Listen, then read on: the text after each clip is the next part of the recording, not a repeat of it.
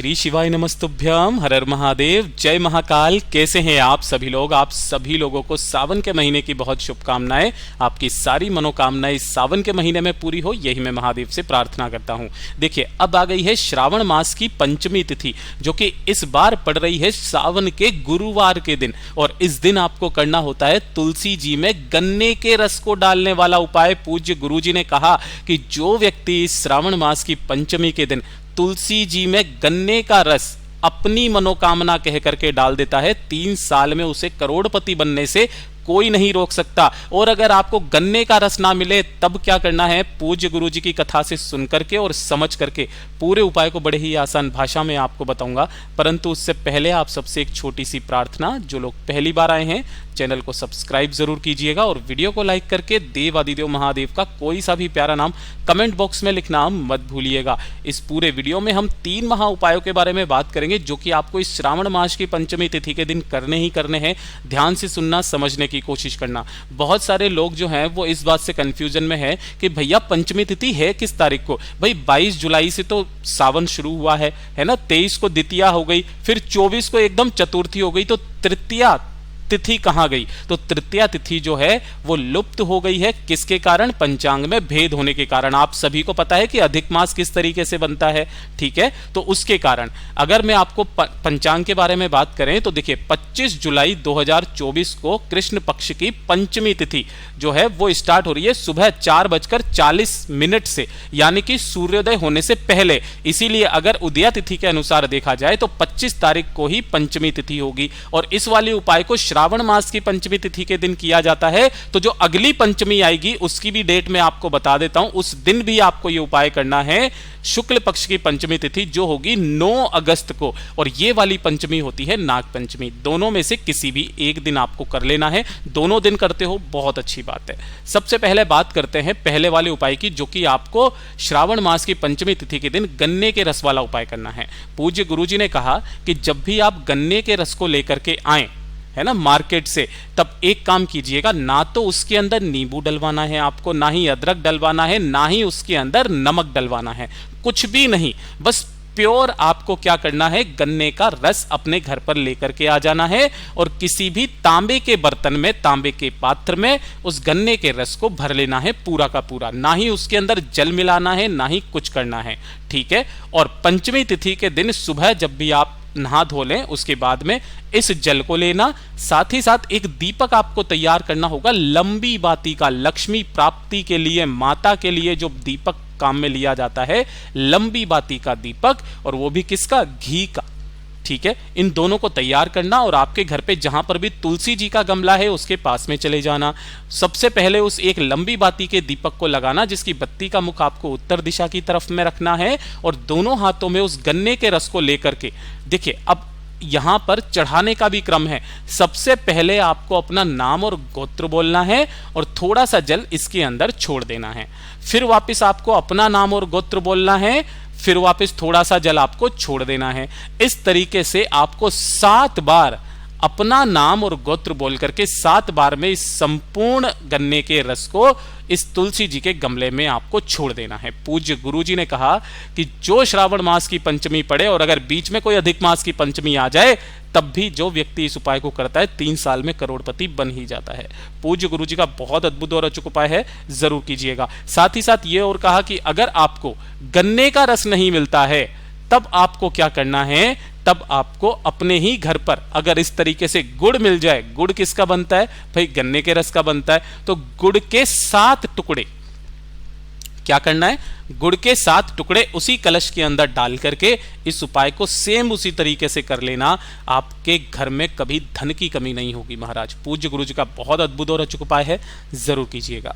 दूसरे वाले उपाय की बात करते हैं, और ये जो दूसरा वाला उपाय है ना, ये आपकी जीवन में आ रही सारी आर्थिक समस्याओं को तो दूर करता ही करता है। आपके घर में सुख, शांति, समृद्धि, वैभव, संपदा की भी कमी लाता है, कुल की वृद्धि करता है, आपके परिवार की सत्ता को बढ़ाता है।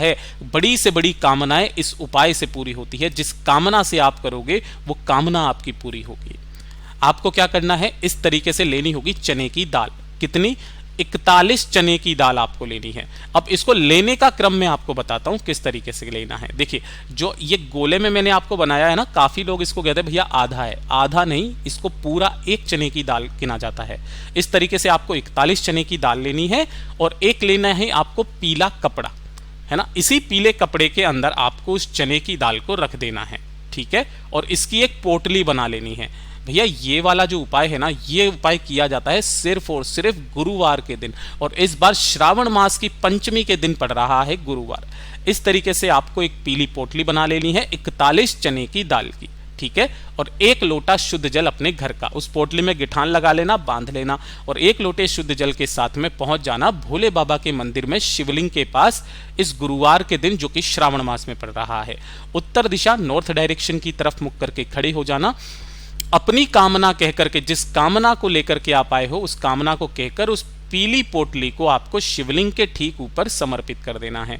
कर दोगे, और समर्पित कर देने के पश्चात अपने दोनों हाथों में उस कलश एक लोटा शुद्ध जल को लेना और ओम नमः शिवाय श्री शिवाय नमस्तुभ्यम का स्मरण करते हुए, किनके नाम से? हरिहर महादेव के नाम से। किनके नाम से ये उपाय किया जाता है? हरिहर महादेव के नाम से उस एक लोटा शुद्ध जल को इसी के ऊपर समर्पित कर देना जो पीली पोटली आपने चढ़ाई है।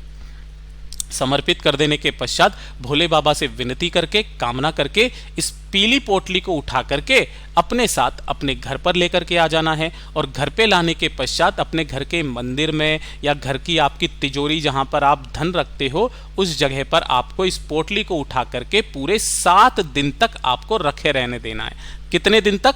7 दिन तक आपको रखे रहने देना है। और 7 दिन के पश्चात आपको इस पीली पोटली को उठाना है और किसी भी बहते नदी, तालाब, सरोवर के अंदर इसे अपनी कामना कह करके प्रवाहित करके आ जाना। घर में सुख, शांति, समृद्धि, वैभव तो आएगा ही आएगा, आपकी कामना भी पूरी होगी। पूज्य गुरु जी का बहुत अद्भुत और अचूक उपाय है, जरूर कीजिएगा। अब बात करते हैं तीसरे वाले उपाय की।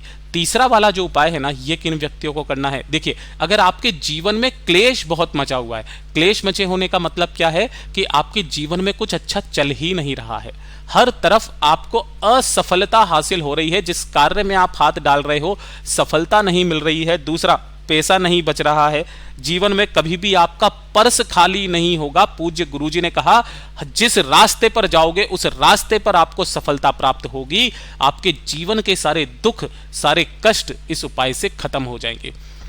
इसके लिए आपको चाहिए होंगे 5 पत्ते। कौन से 5 पत्ते लेने हैं उसका क्रम आप सबसे पहले जान लीजिएगा।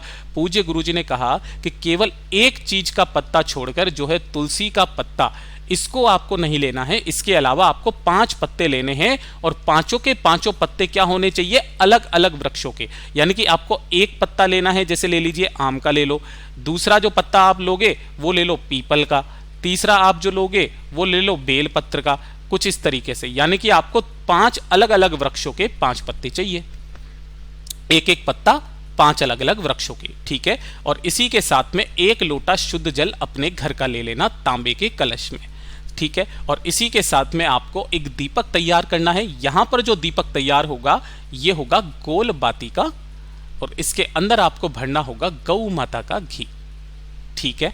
इन सभी को लेकर के आप पहुंचोगे भोले बाबा के मंदिर में शिवलिंग के पास। लेकिन जैसे ही आप यहां पर पहुंचोगे सबसे पहले पड़ेगी चौखट। तो जो आपने एक दीपक लिया हुआ है उस दीपक को अपनी कामना कह करके शिवालय की चौखट पर प्रज्वलित कर देना। किस साइड में करोगे? जब आप अंदर जाते हो तो आपके दाहिने हाथ की तरफ पड़े, ठीक है ना। इस तरफ में आपको एक दीपक इसको लगा देना है। उसके बाद जाओगे शिवलिंग के पास में, यहां पर आपको उत्तर दिशा नॉर्थ डायरेक्शन की तरफ मुख करके खड़े हो जाना है। 5 पीपल के पत्तों को आपको लेना है और एक साथ शिवलिंग के ठीक ऊपर आपको उन 5 पीपल के पत्तों को समर्पित कर देना है। किनके नाम से? तुम रुकेश्वर महादेव के नाम से। तुम रुकेश्वर या तुमरुका महादेव के नाम से समर्पित कर देना।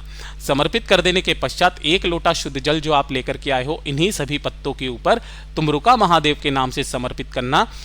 अपनी कामना कहना, अपना नाम और गोत्र बोल करके, और इन 5 पत्तों को एक साथ उठा करके इन पर लगे हुए जल के छींटे अपने ऊपर मार लेना, ठीक है, इनके ऊपर लगे हुए जल के छींटे अपने ऊपर मार लेना और वापस इन पत्तों को शिवलिंग पर नहीं, माता अशोक सुंदरी के स्थान पर अपनी कामना कहकर के समर्पित करके जो व्यक्ति गुरुवार के दिन आ जाता है ना, उसके जीवन के सारे क्लेश मेरा बाबा खत्म कर देता है। पूज्य गुरुजी के ये सभी उपाय बहुत ही ज़्यादा खास और अद्भुत है, ज़रूर कीजिएगा। वीडियो पसंद आए तो लाइक ज़रूर करना, चैनल को सब्सक्राइब ज़रूर कीजिएगा।